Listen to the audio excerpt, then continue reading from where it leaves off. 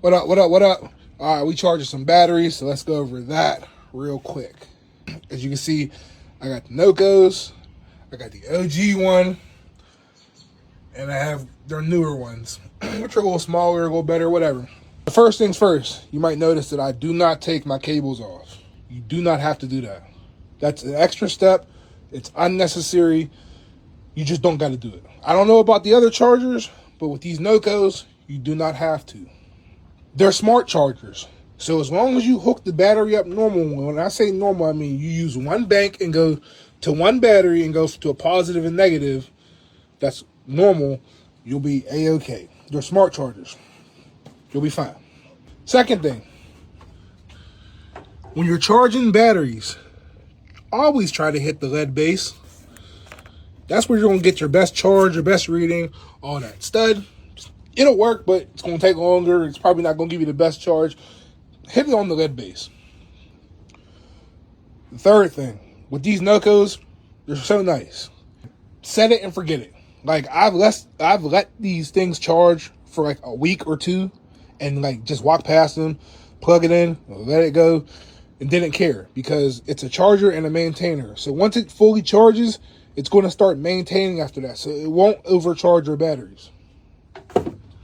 There's built-in fuses, so if something was to happen, it'll probably pop a fuse before anything happens, but I've never had anything happen with these chargers, and they've been good to me. 2 4 banks, I charge 8 batteries at a time, 14 batteries, we're good to go. So I hook all my batteries up first, and I just plug it in. As you see, it kicked on, and I grab the other one, then it kicks on. Then I just set that. I try to not get it near anything. Try to find the best spot for it. I mean, there's not really a good spot, but just, I don't know. I'm weird. I mean, whatever. That's going to be what it's going to be. And then I just let them do their thing. So obviously that being a 2x4 charges, I believe, 2 amps or something like that. And this charges at 1.1 amps. This one charges a little bit faster than that one, but since my batteries aren't like super dead, this one will probably charge just as fast. As you can see, it's already at 50%. My batteries aren't even, they're not that dead. So when these are actually fully charged, then I'll take them off and I'll move them around. And then if this one happens to beat this charger, then whatever is left, I'll take it off and then I'll move this over to this one. But I'm probably going to end up getting another one of those and still use this one. That way I can charge all of them at the same time. See, you can see this one even caught up 50%. So, yeah, that's how I charge my batteries.